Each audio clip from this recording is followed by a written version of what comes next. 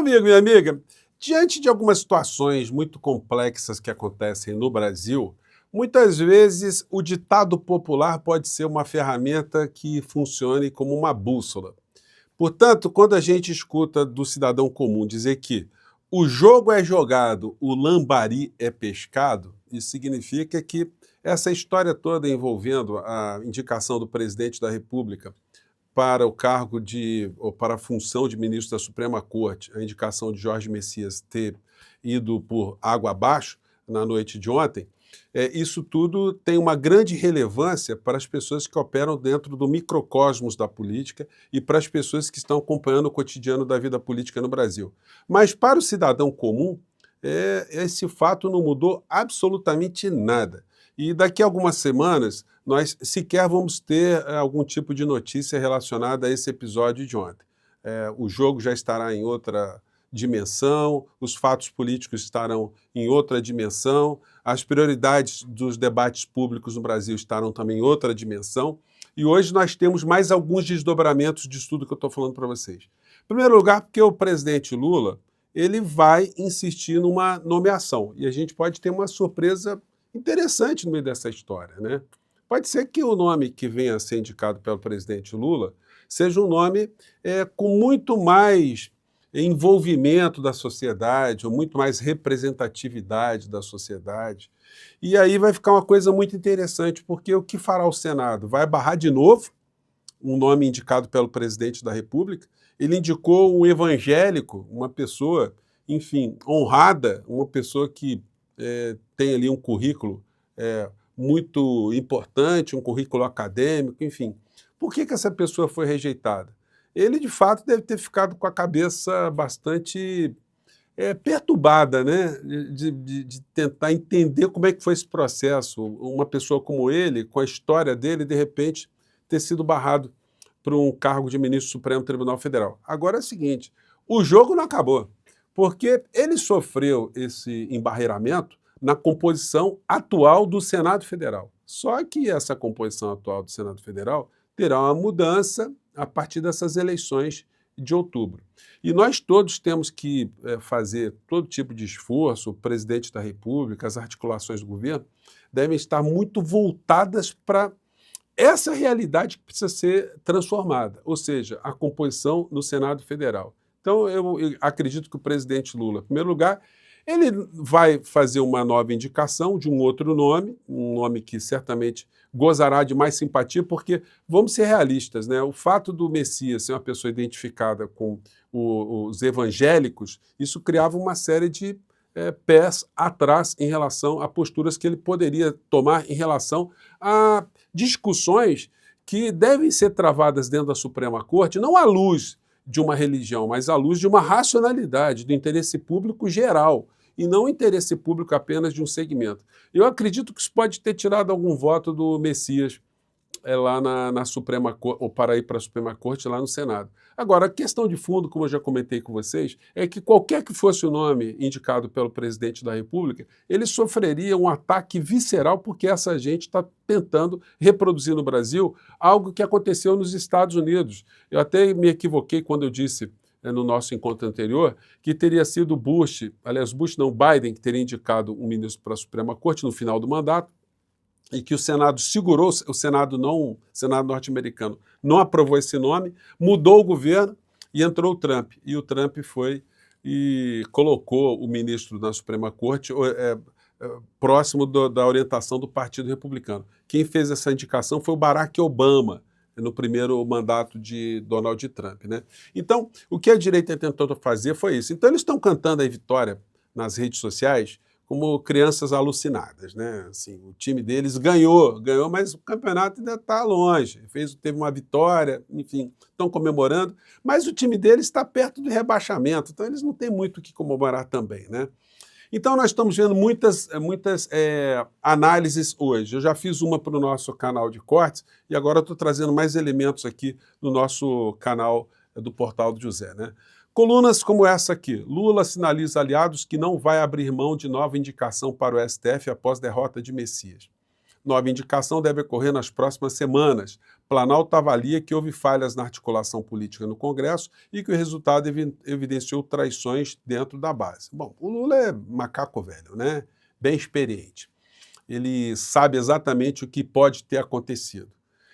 Agora, tem coisas na imprensa brasileira, de repente a senhora Malu Gaspar foi alçada a uma espécie de orácula, né? Não sei se tem no feminino, orácula, porque de repente ela vem com informações do além.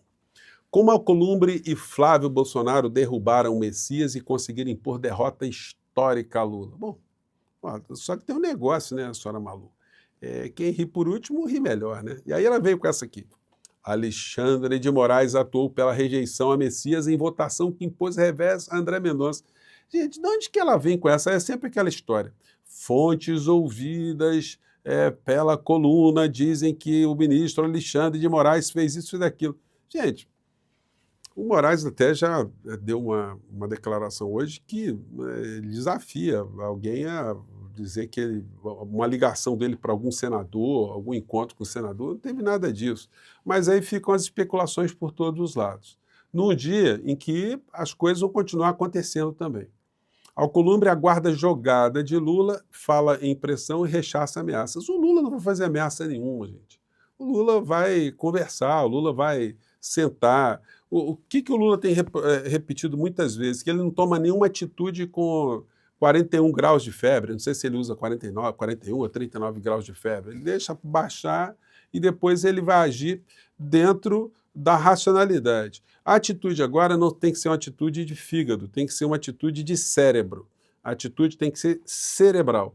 Eu tenho comentado com vocês que qualquer que seja a atitude do presidente da República, ela está prescindindo hoje do elemento povo. Nós não temos uma mobilização popular, o governo Lula não tem tido um envolvimento presencial com a sociedade brasileira através de lives, como eu tenho sempre cobrado, porque se a sociedade está bem informada, se o cidadão que está pegando o ônibus para ir para o trabalho, ele está sabendo o que está acontecendo, ele tem um envolvimento com aquilo. Agora, se as únicas informações que ele recebe são pelos Gustavos Gaieres da vida, os Nicolas Ferreira da vida, ele fica contaminado, por mais que ele seja simpático ao governo Lula, por mais que ele seja beneficiado de alguns programas, ele fica contaminado por essa gente insana, essa gente criminosa, né? Então, o Lula vai conversar, ele não vai ter nenhum ato, a gente não vai ver nada de diário oficial, cheio de... pelo menos é o que eu acho, como levando em consideração pelo modo como o presidente Lula trata das questões envolvendo política. Ele vai assimilar, vai analisar e, na sequência, ele vai agir cerebralmente, como ele tem sempre falado. Rejeição a Messias, revolta a Lula, desespera Planalto, que culpa Alcolumbre. Bom, só fiquei com dó mesmo do Jorge Messias, mas tem um negócio. Ele pode voltar a essa história mais à frente numa outra composição, como eu disse para vocês, né? Pode ser que o Lula se reelegendo, o Senado tendo uma mudança, o clima tendo mudança aqui no Brasil. Olha, o nome do Messias pode ser aprovado com muito mais facilidade, até porque ele está tendo uma reação muito humana, né? Ele ficou muito triste, muito abatido, mas falou que é do jogo, que, enfim, usou as expressões bíblicas ali, que, enfim, são coisas, o destino dele, que estava nas mãos de Deus e por aí vai, né? Então, ele não está tendo um comportamento hostil. É muito novo para a função, ele tem 46 anos, então, olha, o jogo, como diz o poeta, né, diz o poeta popular, o jogo é jogado, o lambari é pescado. O jornal Estado de São Paulo, a oposição trata a rejeição a Messias como vitória eleitoral e prevê impor hoje nova derrota a Lula. Leia bastidor. Porque hoje vai ser votado, né, o veto da dosimetria da pena. E, obviamente, nós já sabemos que o Congresso irá derrubar o veto do presidente da República. O que isso significa? Eles tentaram aprovar um projeto para diminuir penas de criminosos, sobretudo os criminosos do 8 de janeiro, visando atingir a figura do criminoso maior da nação, o senhor Jair Messias Presidiário.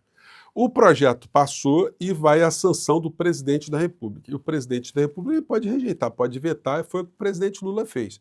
Quando isso acontece, o projeto volta para a casa que fez o projeto, para a casa avaliar se o veto do presidente está certo ou se está errado, se tem que ser mantido, tem que ser derrubado, se aquilo que o Congresso aprovou tem que ser convertido em lei. Então, é isso que acontecerá hoje. Eles vão converter esse projeto em lei. Só que tem um outro problema para essa gente. A partir dessa coisa entrar no universo jurídico, ela pode ser contestada via uma ação direta de inconstitucionalidade que pode ser proposta por qualquer dos partidos políticos que estão na Câmara hoje. Eu tenho certeza absoluta que no outro dia o PT, PSOL, PSB, PDT, os partidos vão entrar com ações de inconstitucionalidade desse projeto de lei aprovado nessas circunstâncias, com veto derrubado e tal. E o Supremo Tribunal Federal, diante dessas circunstâncias todas, irá analisar se esse projeto é constitucional, esse projeto não é constitucional.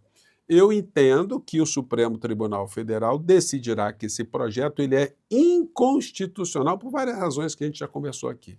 Portanto, essa gente vai comemorar, mas no final da história, o lambari será pescado, né? E aí é o seguinte, gente, vamos ter várias pautas importantes na sequência, teremos oportunidades aí de mais mobilização, mais personagens políticos serem colocados, serem projetados. É uma oportunidade do presidente Lula alçar algumas pessoas a uma condição eleitoral importante para a eleição para a Câmara e para o Senado, puxadores de voto, pessoas importantes em vários estados aí, pessoas que têm respeitabilidade pública para ocuparem o Senado Federal. Nós vamos ter uma mudança de 2/3 no Senado Federal. Então tem coisas muito importantes. O fim da jornada 6x1 será uma grande ferramenta para mobilização popular, conscientização popular, para comunicação, para explicar para as pessoas como isso vai beneficiar as famílias aqui no Brasil. Eu vi um spot muito interessante, eu acabei me esquecendo de pegar aqui, agora não vai dar tempo, que foi um spot do PT que eu vi na televisão, no horário que os partidos políticos têm para colocar algumas pílulas ali, né? E eu vi o presidente Lula falando do fim da jornada 6x1 e como isso é importante para a mãe de família, usando a expressão família. A gente tem que resgatar de volta, gente, para o progressismo, a utilização da palavra família, porque isso foi roubado, foi usurpado pela extrema-direita, que não faz nada pela família. Quem faz alguma coisa, quem fez alguma coisa pela família de fato, foram os partidos progressistas, foram os governos progressistas, o governo Lula, o governo Dilma, que de fato fizeram coisas concretas para o pai de família, para a mãe de família, os programas sociais, para proteger as famílias. Então, achei muito interessante o presidente Lula ter falado sobre isso no spot. Eu vou colocar no nosso próximo encontro, com certeza, aqui. Por enquanto, ficam essas avaliações, complementando as outras todas, lembrando que isso pode ter feito com que o presidente Lula ele assimile essa pancada e a gente tenha coisas muito importantes. Eu não descarto que isso pode, inclusive, provocar uma grande mudança, inclusive no processo eleitoral aqui no nosso país, mas positivamente para o progressismo. E o presidente Lula ele pode acabar faturando essa eleição em primeiro turno.